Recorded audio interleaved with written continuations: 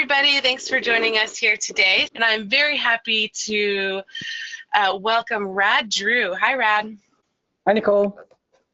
Rad is a first-time presenter here at Topaz for us, and he is here to present adding tone, mood, and a sense of timelessness to your images. Let me tell you quickly about Rad. He is a professional photographer and award-winning iPhoneographer whose creative iPhone images have been recognized in juried international competitions and exhibited in galleries around the world. Using Topaz tools allows him to create different effects that are similar to those that he's creating using the iPhone, but gives him some greater control and higher resulting image quality. So I'm super excited to see what he's come up with for us today. All right, so with that, I'm going to go ahead and turn it over to Rad to present. Well, thanks for that introduction, and I'm really excited to be here doing this. As Nicole mentioned, I've done a lot of work with iPhones over the past several years, since about 2010, and I really enjoy the things that I can do there. And so I was really excited to learn about the collections that Topaz has created that allow us to do a lot of the same or very similar effects on the big screen. And so that's what I want to talk about today, how I do some of the processing I do to kind of add a sense of timelessness and tone and mood to images by using these textures and filters. So I'm going to just go ahead and jump right in. The image that's on the screen right now is a photograph of a barn here in Indiana, one of my favorite subjects to shoot around here. It's pretty straightforward photograph, not a lot happening there. We got not much going on in the sky, but I took it into Topaz. I probably did on this one very little to the image. This is a Fuji image. I took it into Topaz and turned it into this final image. So I added some texture into the sky, softened the colors a little bit, maybe warmed them up, and just kind of gave it, I mean, there's nothing in here that would betray when it was actually taken. It looks like it could have been taken a long time ago. And that's part of the fun that I have with playing with these Topaz products. This next image, this is another Fuji image, and I processed this. I'm guessing that I did this in Topaz Clarity and some other things, and I've saturated it quite a bit. That's a super moon over a lighthouse on the East Coast in the Cape Cod area, and I wanted to keep the image, but change it into something more of a painterly effect. So this is how I modified the image. So you can see I've added some brush strokes in here. I've softened and desaturated the color a little bit, but still keeping a lot of the red in the lighthouse, which I really like. So again, just a way of taking that straight image and changing it to look, in this case, a little bit like a painting. This next image, I apologize, I don't have the original to show you. This was an image of Font Hill Castle in Doylestown, Pennsylvania. I have the privilege of photographing out there usually at least once a year. And this is a Fuji image, and I believe I processed it first with other Topaz software and then brought it into Topaz Effects and created this final image. And I just love the way the textures ended up with this. I mean, the scene itself is pretty interesting, but once you add these textures on, I think it just gives it a whole nother level of interest. This next one also, again, I apologize, I can't show you the original. This is an iPhone photograph that I brought into Photoshop and used Topaz effects on this as well. And this is also Font Hill Castle from the outside. And again, this is where I get into this whole business of, really giving it a vintage look, adding the textures that make it look like it's kind of aged a little bit, and that sort of thing. And Topaz has all of the tools available to allow us to do these kinds of creative, edits.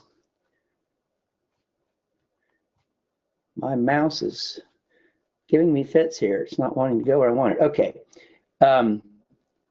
This next image, this is an image of a man that I photographed on the Prado in Havana, Cuba.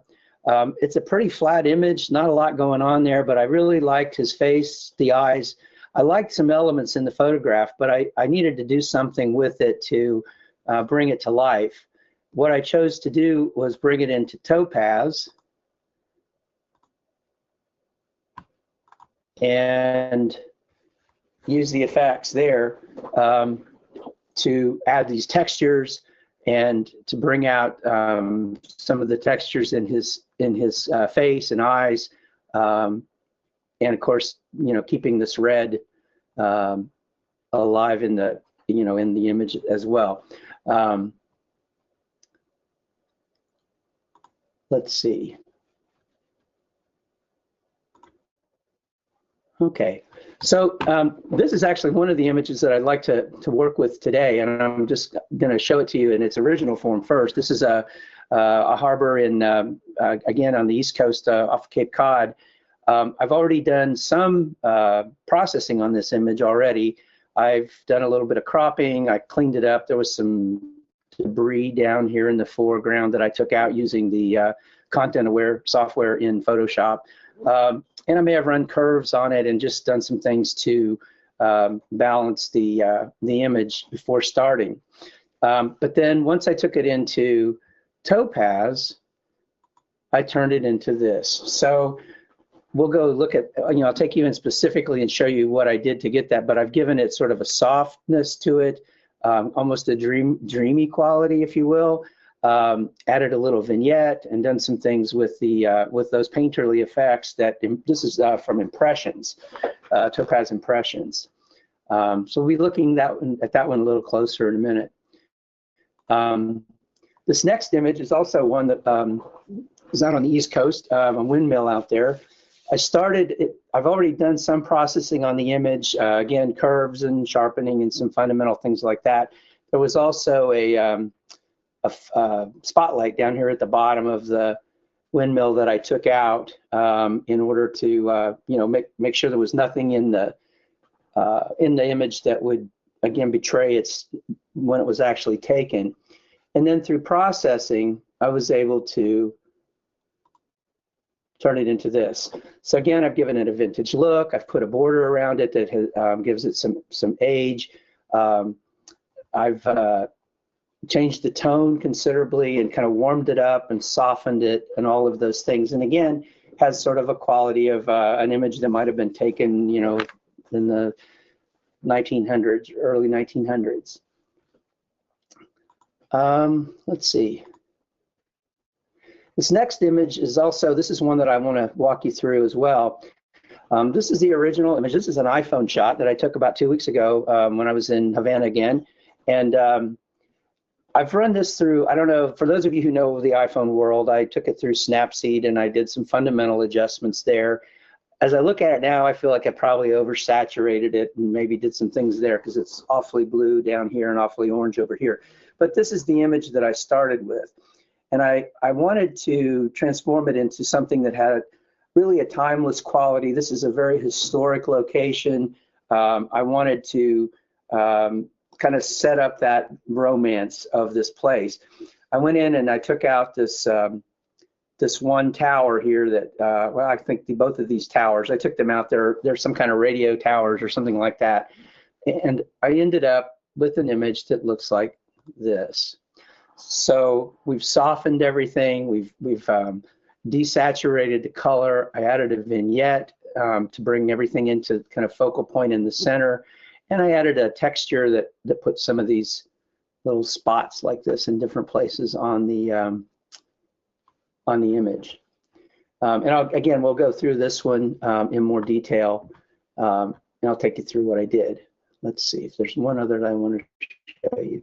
Yeah, that's it. So let's go back to this image. And I'm going to leave these. I've got a Topaz 1 and a Topaz 2 up here. It shows you I've been playing with this. But usually when I bring an image in at first, the only thing you see here is this background. And the very first thing that I like to do is duplicate the layer. And I do that, I'm going to name this Topaz 3.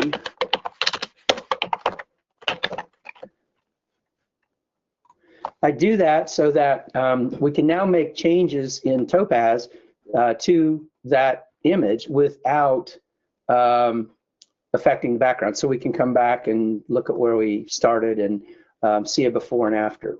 So I'm going to go into, oops, boy, my mouse is giving me fits.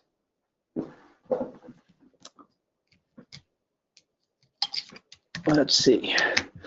Okay, so I'm going to select this layer. That one off. I'll select this layer and I'll go into my filter. Well, there we go.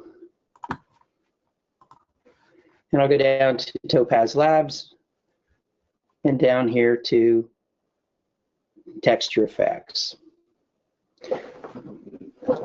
So, okay, so there we go. So we're now in the texture effects program, and I want to just take you through quickly through some of the features so that you become accustomed to this. It's all very intuitive, and I think you'll find that it's really easy to navigate. So I'm going to go kind of quickly through this. So you notice that when it first comes in, over here on the right, we have a host of different presets that have been designed by the people at Topaz. Nicole and others have created these. And it just pops up with the first one in the list being applied here. I can always come up here to this button in the top and click on the original button, and it will show me the original image. I also have the option to zoom in or out on the image. So if I want to, inspect it a little closer, I can zoom in incrementally by clicking the magnifying glass there, and then I can also take the hand and move it around and inspect different parts of the image. When I wanted to jump back to fit on the screen, there's a button for that. Just pop that little button right there, and it fits it perfectly back onto the screen. If you wanted to look at it at 100%, you've also got this little icon here. You tap on that and zoom, it pops you right back out to 100%. Again, you can inspect things closely through that technique. So I'm going to go put it back to the screen size. Over here you have, well, first of all, let me show you this. This is, I just clicked the browse button there. We're looking now at all of the different presets that come when you purchase the Topaz package. If you look at this little icon up here, you've got three different categories. You have local, which are all the things on your individual machine. These are all the presets that came with the package that you purchased, and they show up right there. You can tell they're presets in the system because they have this little icon with the sliders on it. But you also have access to a community database. If we click on this, you'll notice that there are lots of different presets here, and these are presets that have been created by other users, and you can tell that they are there for you to download because there's this download icon, and you can click one of those. I'll just click it right now. It's very quick. It's now I have access to that particular preset that someone has created, and I can use it in addition to all the ones that were provided by the folks at Topaz. So it's really, and you can add your own. If you create effects, you can add them out here as well. Let's see. I'm going to go back to local for now, and I'm going to close out of this. So the other thing you have here is this little pick list.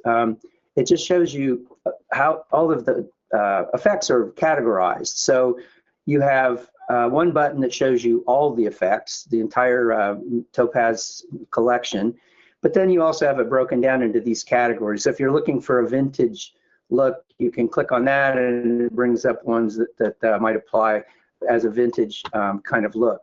So you have lots of different ways to go. If you create your own effects, you can save those into a category called My Effects. I'll come back to that in a second. You can also use these three buttons right here to search on collections or tags that you might have added to the various presets. So, for example, for this particular image, I'm going to use a preset called Fading Truck, and I know that because I wrote it down in my notes, and I remembered that that's the one I want. So I could go through here and look for that one by one, or I could go up here and I could type truck into my search box, and voila, there's the preset that I'd like to use for this. So I'm going to go back here just for a second. One of the things that that I do initially, and I still do this even though I've been using the program now for quite a while, I'll set it on all effects. And I often simply page through and look at the impact of the different effects on my image. And you can see that it gives you a pretty quick preview. I'm just scrolling down through this list and tapping on each one, clicking on each one, and it shows you really quickly what they do. So I do like to do that, and then I select a preset that I consider to be sort of a starting point. I take advantage of all the work that the Topaz folks have done, and then I go in and make some changes to make it my own. You have the option, if you wish, up here, you notice there's a new button. If I click on that, I can actually start from scratch and build my own set of adjustments. I don't have to use a preset at all. So I can do completely original work if I choose. But I really enjoy the work that's been done on these already. And so I like to go through, find the one I want, and then delve into it and make the changes from there. So I'm going to go back up here. I'm going to search for that preset I want, type in truck, and return, and there's my preset. So I'm going to go ahead and click on the slider icon here. And when I do that, let me close these up so you can see what they are.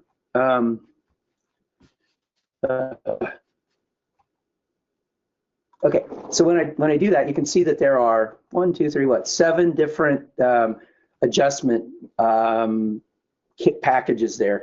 These adjustments, as each of these is called, operate similarly to layers in Photoshop. So if you're familiar with that, you kind of have a leg up on how these work. One of the first things I do when I'm trying to decide what changes I want to make to an existing set of presets, I go through and see this little icon here. It's an eyeball. If you click on that, it turns off the effect. So I go through each of these, I turn it off, and I see how it's affecting the image. So I'm going to turn off basic adjustment. And when I do that, let me turn it back on again. There it's on, and there it's off. So I see when I turn it off, I can see that in that basic adjustment, I've got the desaturation that I'm looking for. I notice also that when I turn that off, I'm seeing the light leaks occurring on the side. So I can tell that there are some things in this basic adjustment that I want to keep, and I'll go into it and delve into it a little bit more in a minute. The next one, I'll turn off edge blur. And when I turn this off, I'm going to turn it on again and off again.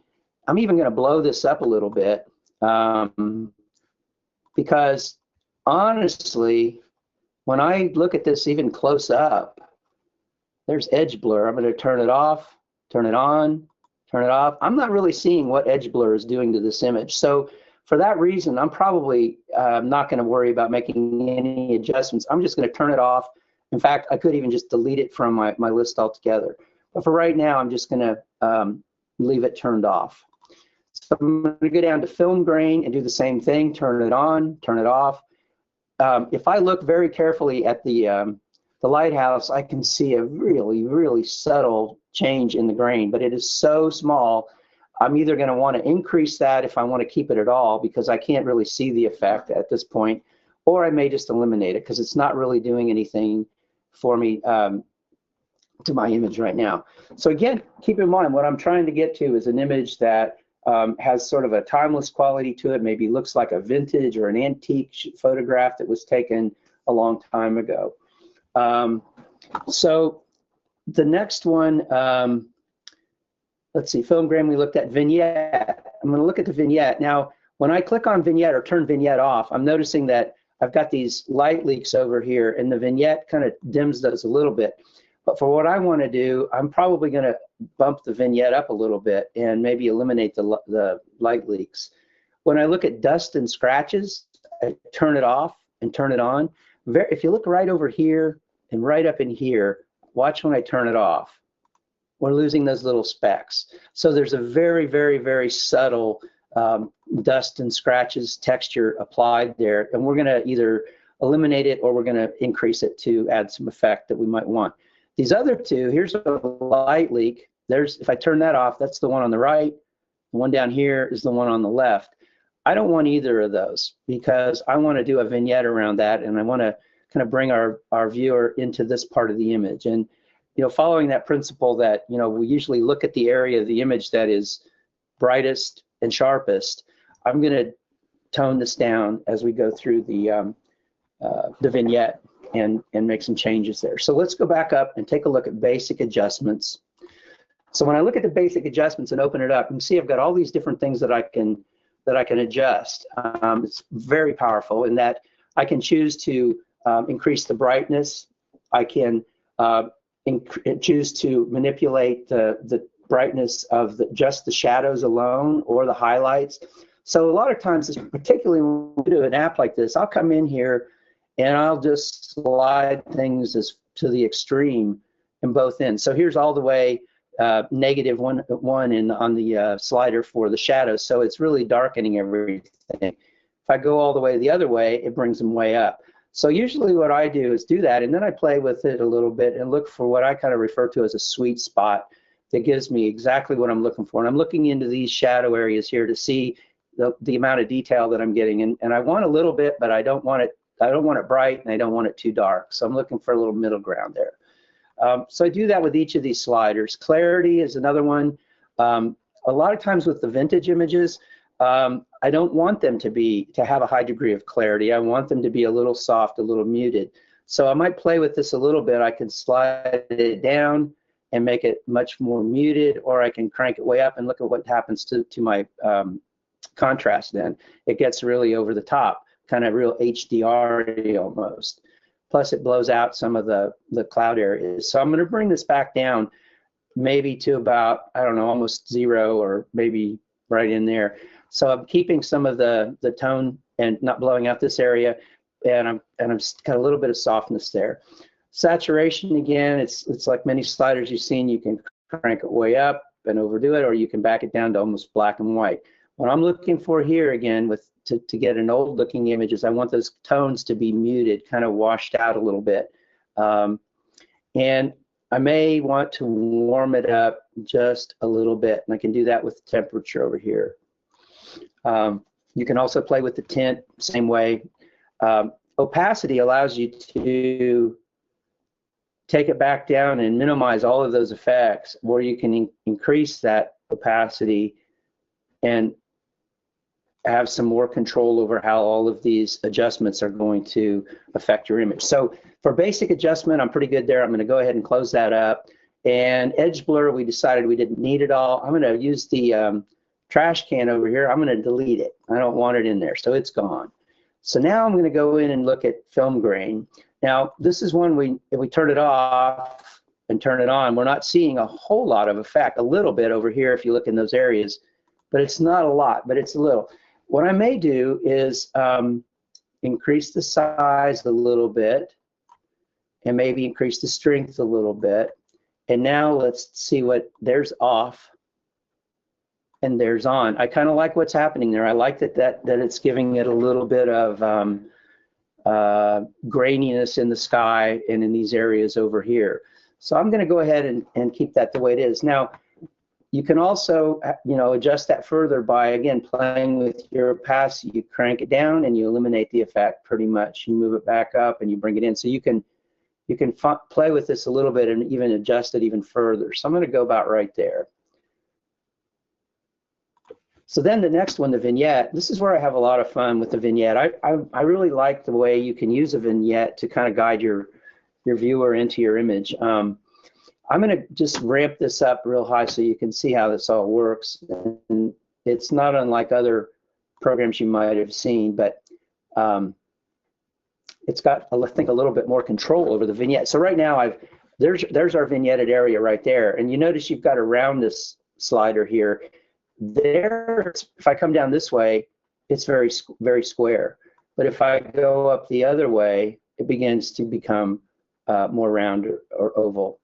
And so I want to have it be on the round side of things. And you can also, if you want, you can also manipulate the color of the vignette. So you could change it to, for example, you could change it to white. So you could do a very high key look here and have your vignette be on the outer edges. That's not what I'm looking to do for this, but I wanted you to see that you can do that. You can actually change it to whatever color. So then I'm going to take the transition down.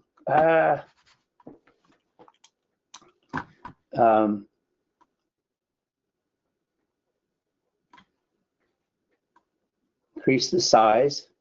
And the transition, if you take it all the way down, you got a hard edge. What I like to do is I like to make it so that the vignette is not even really noticeable. You don't really see a border to it. I can back off the strength of it a little bit so that it's not quite so dark.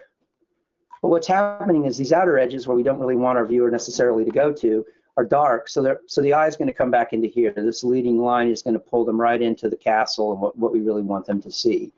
Now the other thing that you can do with this, and I'm going to strengthen this again just so you can see. The other thing you can do, you've got this center control. If I click on that, I can come over here and I can move the center of that vignette if I want to. There may be some images where you would want to have it offset somewhat. In this case, I don't. I want to keep it right about where it is, but it's a great option to be able to do that. So I'm going to pull the strength down again and increase our transition a little bit.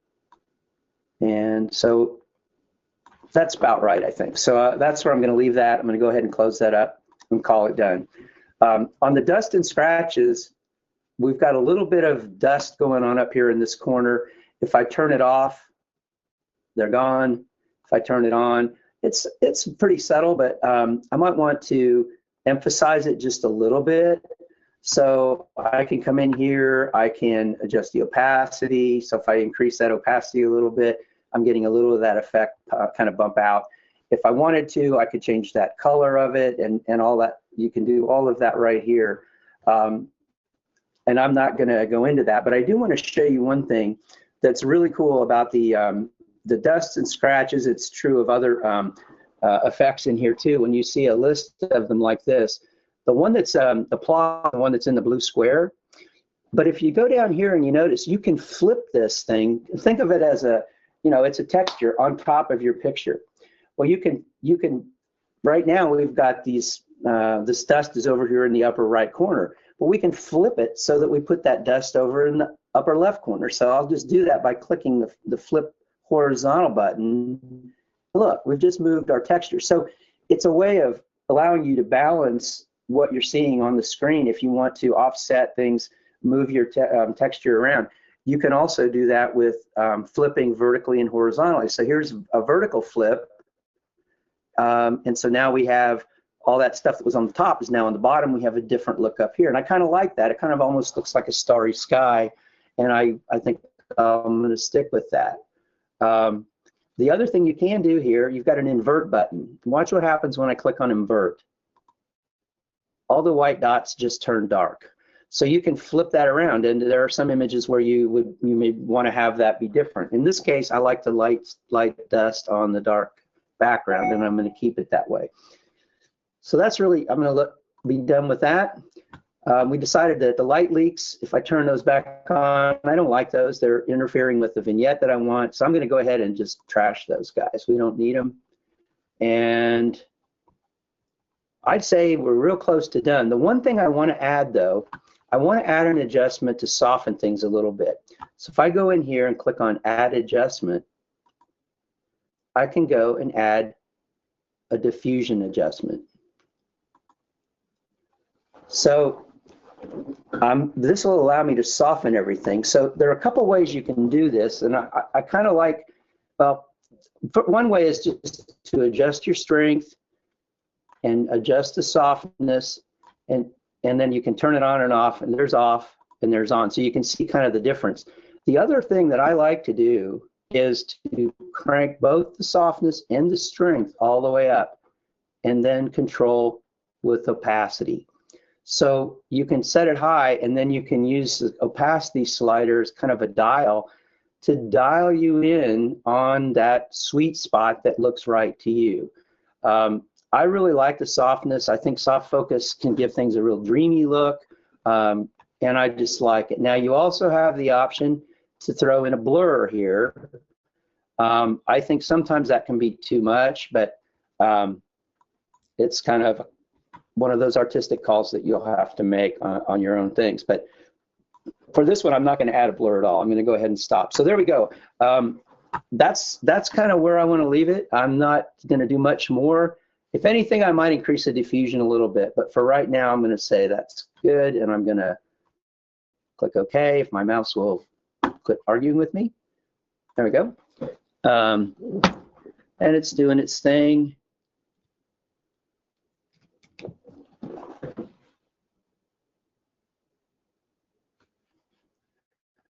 And there we go. So here's where we started.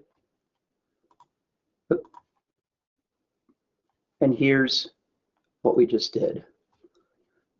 So again, we've added a vignette. We've added some scratches and dust.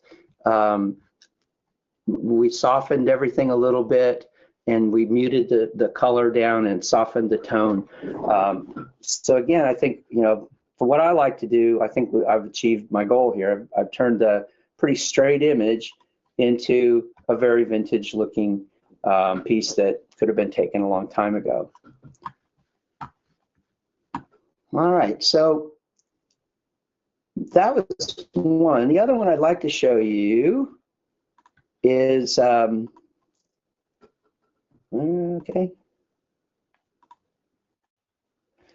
is this one. And this one we're going to use Topaz Impressions, and this is one that, you know, I mentioned before that I do a lot of iPhone work. I think this is another one of the Topaz products that allows you to do a lot of things that you might do with the iPhone in terms of a painterly look, in terms of you know, tempering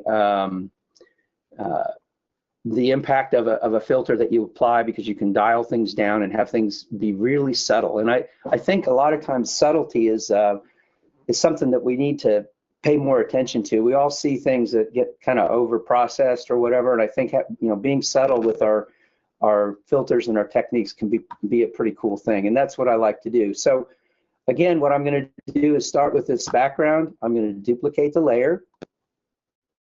I'll cut, whoops. No, I don't want to delete it. I want to duplicate it. There we go. And call this Topaz 3. Okay. So now we're going to go into our filter. Go to Topaz Impression.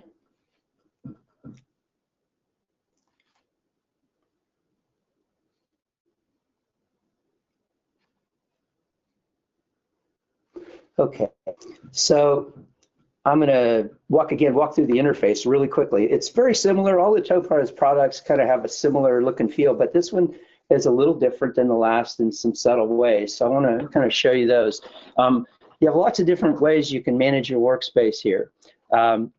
You can look at it just like this, where you're seeing the result of these different adjustments. And as you click through them, you see very quickly what that adjustment looks like.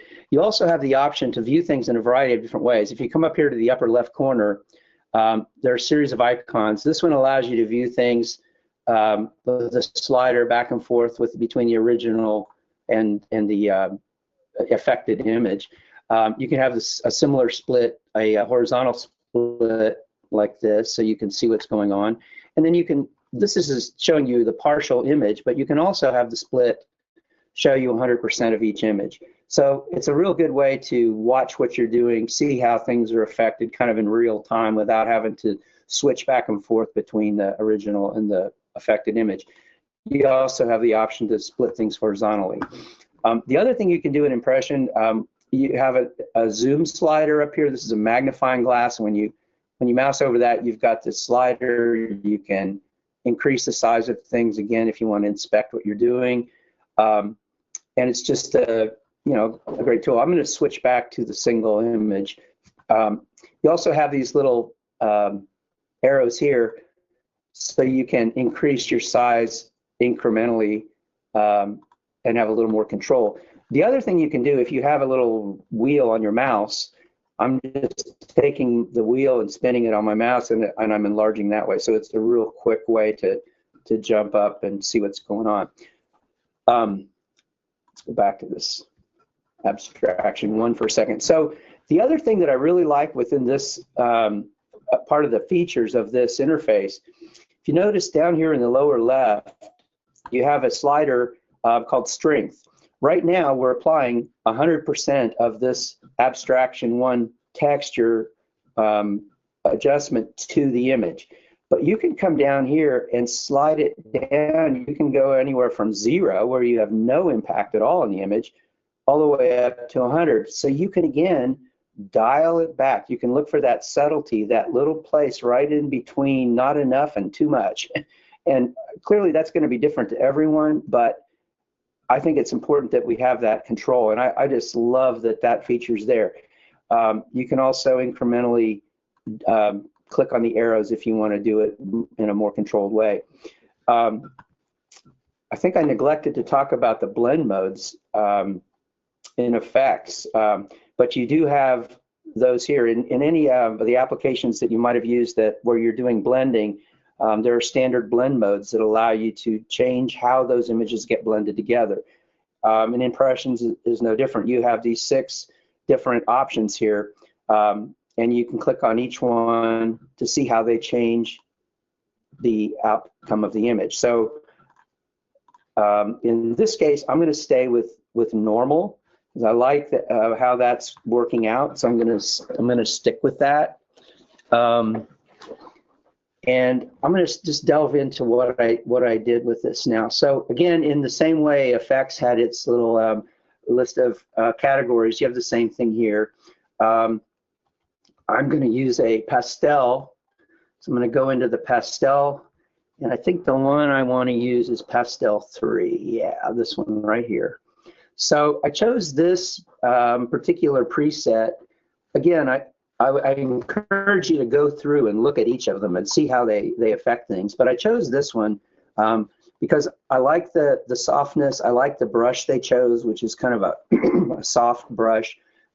There's a little bit of vignetting going on, but not as much as I would like to add later. But for me, it's a good starting point. So I'm going to go ahead and click on the sliders. And the first, again, these are in an order, but you don't really have to go through them in this order. In fact, you'll find yourself jumping around sometimes from one to the other because they're all interactive. Your paint volume and your stroke width and so forth will vary depending on what the other is set at. So the first thing I like to do is come in and choose a brush. And I mentioned before, I chose this in part because I like the way this brush is being applied. So if we zoom in on that, you can see it's kind of a soft brush, almost gives a glow to the way the paint's going on. So I like that. The other thing that you can control here is how much paint is being put on the canvas. So if we increase this, it's allowing for more paint on the screen. We're not seeing a whole lot there because our brush size is still small, but if we increase the brush size and add paint volume, you can start to see how you have the ability to begin to change your image. That's a little bit too misty, whatever, for me, so I'm going to back off that size. I'm going to keep my paint volume about right there. Now you can also control how the opacity, so there's at a very high opacity, and here it is as we get much lower. So I want to go somewhere in between, probably about, that's too much even. right there. So it's giving us a little bit of surreality, but it's still maintaining, you can still see what we're looking at here, and I like that. You have lots of different control over the type of stroke. So imagine you're a painter, you know, you can paint in circles, you can paint straight, you can do all kinds of different things here. And I'm not gonna go through those. You can experiment with them, but you can see how by sliding these different things, you're gonna get a little bit different brush stroke, which will give you a different look. So again, for me, I'm looking for that kind of a dreamy, romantic, nostalgic look that is not necessarily reality, although it's rooted in reality. So that's kind of where I'm going with that. Again, stroke width and so on. There are two down here that I wanted to mention, spill and smudge. If we blow this up again, spill is how much of the paint is kind of going outside of the lines and spilling over into other colors. And then smudge can kind of give things a real dreamy quality. I don't want to change either of those here, but I want to show you what it looks like. So I'm going to increase the spill, and you see how it's beginning to blur the lines again. So the more spill you add, the less reality you have in your image. And I want to kind of retain that reality a little bit. So I want to back that off. Smudge is similar in that if we crank it up, it gives everything a very ethereal, kind of dreamy quality. For what I'm looking for here, it's a little more than I want, so I'm going to back that off and keep it low. You can also then adjust your coverage, and this is very similar to a vignette. I think it's like if we drop this down and we drop the coverage down, whoops, well, you just totally blast it. So it's that kind of thing. So what's back here, what you're talking, this is your canvas. So you've got this, you know, white background, and you're able to play with that if you like. I don't want to do anything with that this time, but I wanted you to see that you can do it. And you can also control how you center that on the page if you choose. But for this image, I'm not going to change my coverage. Oops. I'm not going to change my coverage at all. I'm going to leave it. So the next thing I'm going to talk about here is lighting. This is a section of, let me close this up so we can get up to the top. So this is a section that allows you to not only create a vignette, but also manipulate the light direction, which kind of shows up against the brush stroke that you have. It's very subtle, but it can make a difference. So you could also adjust your brightness and so on right here. I'm not too concerned about, I think my brightness is fine where it is. I might tweak the contrast, not too much, just a tiny bit. Again, playing around. So I do want to add a vignette here. So I'm going to notice how as soon as I increase the vignette, I get these other adjustments here. So I'm going to crank this all the way up so we can see what we're doing. Again, the transition is how that transition from the image to the vignette. And I like to make it so that you can't really see the vignette. So I'm just going to play with this until I get it right where I want. I'm going to back it off considerably. I'm going to up the transition. And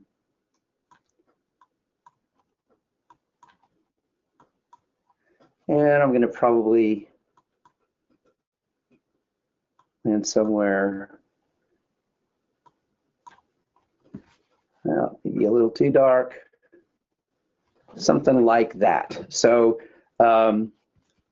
the other thing that you can do with this, just like we did on the other, was it stroke? I don't remember now. You can also move the center of that around. Now, on this image, I actually do want to bring it down a little bit. I want to have the center of my vignette kind of right here. I'm going to move it just a tiny bit. And I've dropped it down so that I've got kind of a balance between the vignette on the top and the vignette on the bottom. And I'm going to leave it there. I like what I've got. I think that's looking really good. The next thing that you can deal with here is your texture. And for this, I'm going to add a texture to this that's going to make it look like it's painted on masonite board. I believe it's this one. And you notice I clicked that, but nothing happened. Well, my strength is at 0, so I need to raise that up before I can even see it. So there it is on the background. If I take the size and drop it down,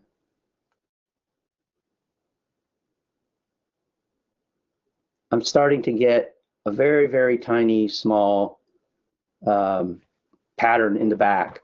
And that's kind of what I'm looking for. Now I can increase that strength, or I can back it way down. I want it to be very subtle, to the point where it's hardly there. It's just a background.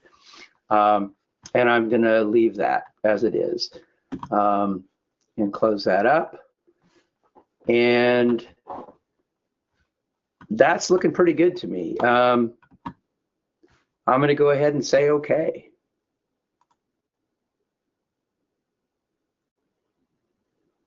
So there's our final image. Now, here's where we started.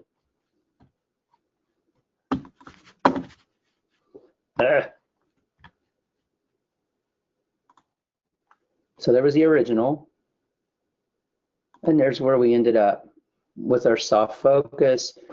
Again, to me, it has a very dreamy quality to it, timelessness to it that doesn't belie when it was taken. It's just toned down from the original. I just have a lot of fun doing this.